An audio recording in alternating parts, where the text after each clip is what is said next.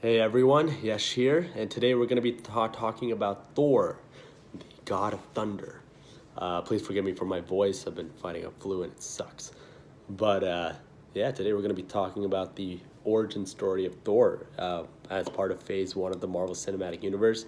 The story is basically the origin of Thor. We start seeing Thor and his basically how he starts off as this arrogant son of a gun and goes through his arc of becoming the character who we know and love today. And basically, the story is about how he's supposed to be king, but then he makes a foolish mistake that leads to them starting a war in Asgard, that leads to his father banishing him to Earth and he's not allowed to wield his hammer until he learns humility, until he learns his life lesson.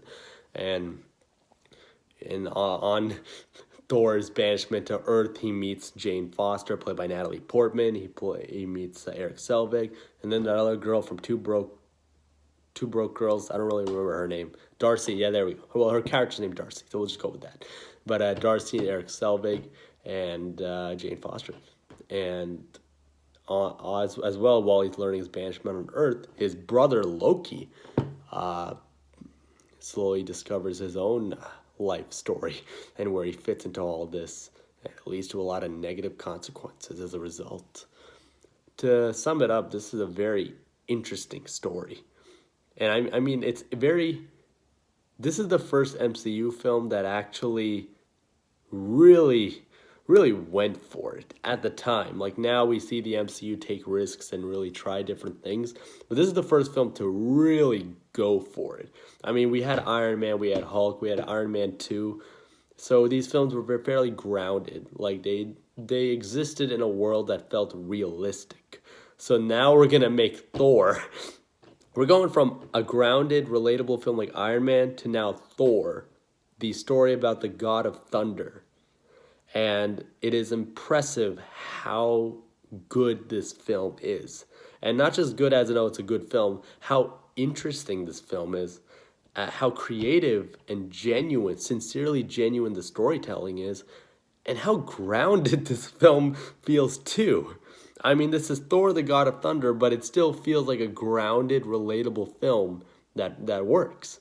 And you can definitely tell. The director was Kenneth Branagh, who's at the time very well known for bringing Shakespeare to the modern audiences. And so he was the perfect fit to do Thor because of that. You know, if I had to best describe it, I would say Thor is like Shakespeare for kids. And I'm not saying that as an insult. That's a great compliment. Because he took something like Thor, which an idea can come off as silly and childish, and he knew how to add that Shakespearean gravitas to it that made that film so sincere and so respected because of it. Like, this is something you treat, like he treated this story, he treated the characters with some seriousness, with some drama, actual drama. He didn't just go, oh, it's Thor, the God of Thunder. We're going to make it silly and goofy and stupid. It's like, no, we're going to tell it like a Shakespearean tragedy, like a Shakespearean hero. And it works beautifully in that way. You know, Thor, the whole story of Thor essentially is that he starts off as an arrogant son of the king of Asgard.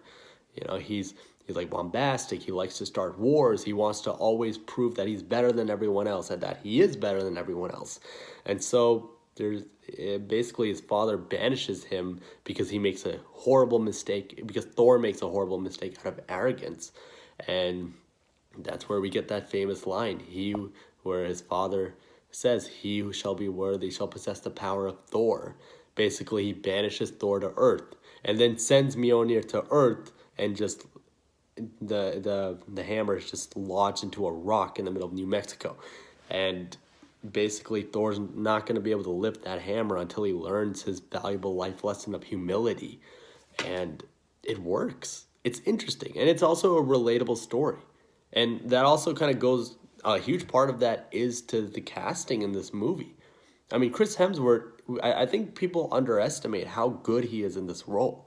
Like, Thor is a very hard character to do because he is larger than life and bombastic, and he's not human.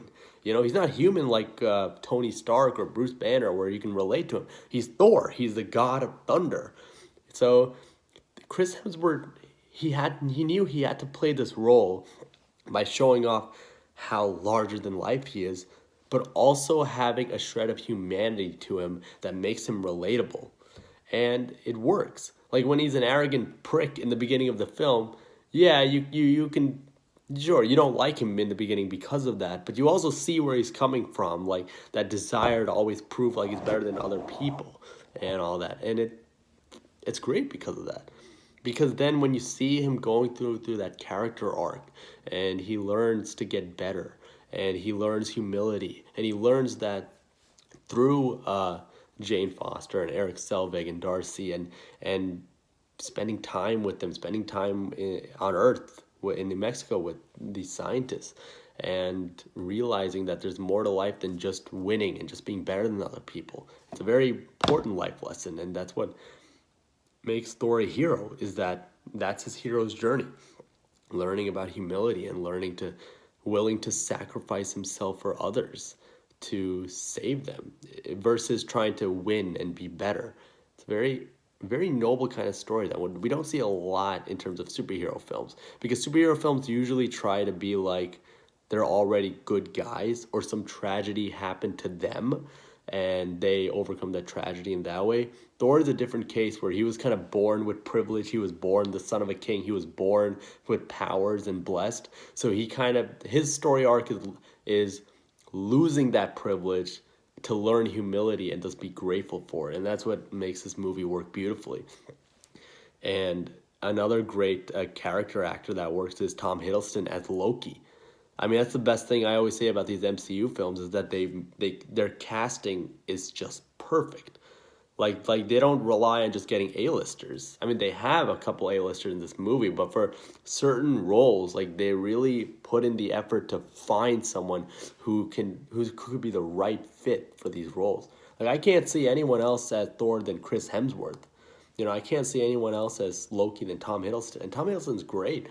I mean, like, he really takes Kenneth Branagh's notes and portrays the character of Loki as a Shakespearean tragedy, as this character who feels like, I mean, his story is basically how he's the younger brother of Thor, and his whole life he's always been living under Thor's shadow. You know, Thor's been this great hero that everyone loves who will soon be king, and Loki's just his younger brother who it looks like he was never good enough to be on the same level as Thor, to be respected as much as Thor. And then he realizes that he was actually adopted, that he's not actually related at all. So it's like that tragedy of realizing, well, where Loki's just wondering, where do I fit into all this then? It's like I was never respected as much. So then what is my purpose? What's my drive? And Tom Hiddleston does a good job of showing you that emotional arc, of showing you the tragedy of this character. And that's why he is such a great, memorable character. And why a lot of people, there's a lot to claim that there's more people who like Loki than Thor. And it's because Loki is such a relatable character in that way too, because his life did start off with tragedy.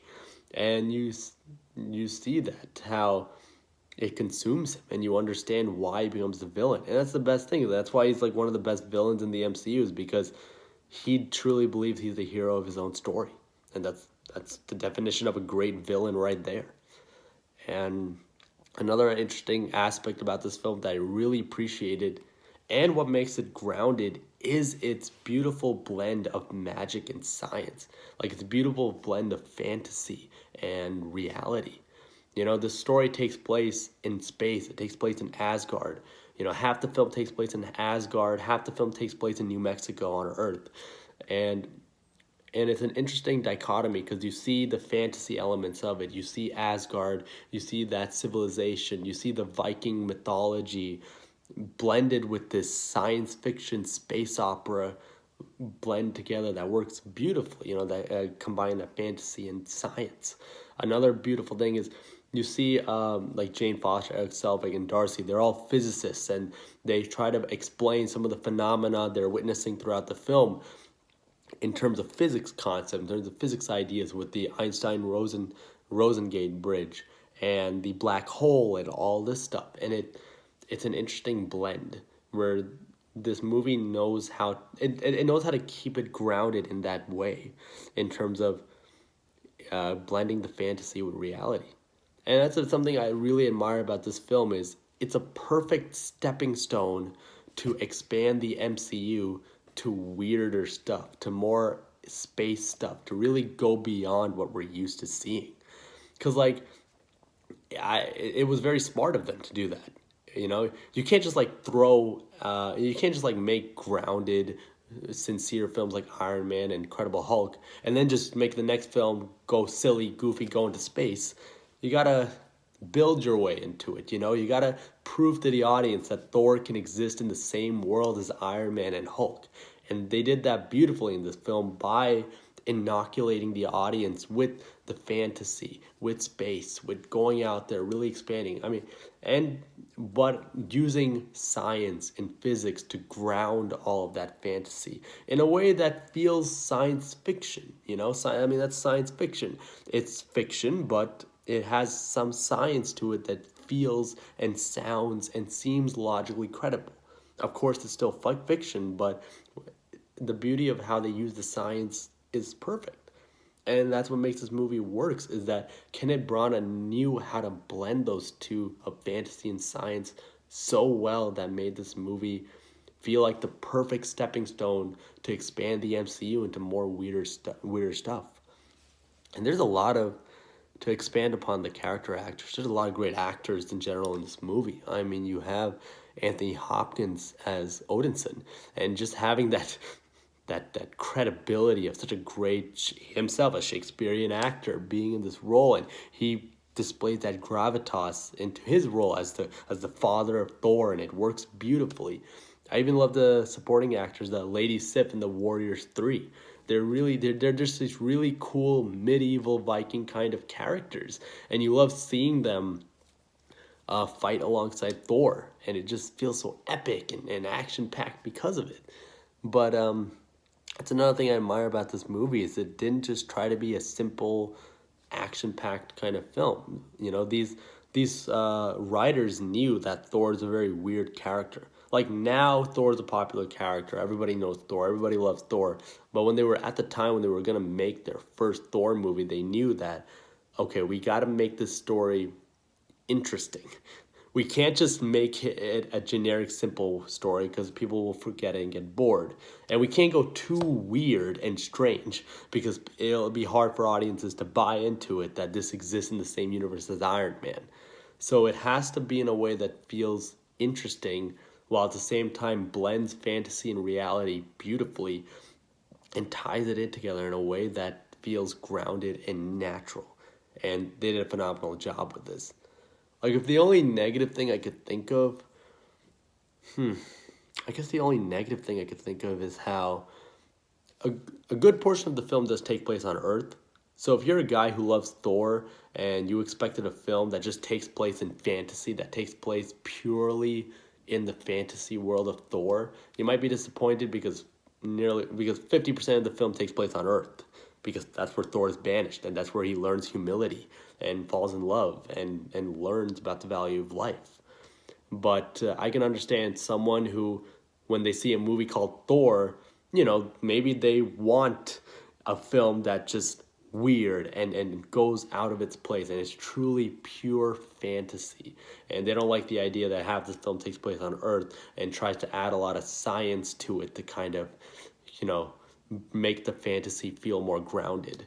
Some people just want a fantasy, and if you're the kind of guy, you probably won't like this film then, because this film does try to find that balancing act of embracing the fantasy element of Thor but also the science element of Iron Man and Hulk, and thus adding Thor to the mix. Other than that, that's the only negative I can think of, because this film is solid and it's a great origin story. It's an interesting origin story. Every time I see this film, it doesn't feel like I'm seeing the same kind of origin story of the hero. It's a different, interesting hero's journey, because we always see the hero's journey about the character who starts off from a tragedy. Like, the character is a good person, dealt with some bad circumstances, and how that character deals with the bad circumstances and what leads that character to become a hero. With Thor, he starts off as a dick, and it's funny and it's entertaining.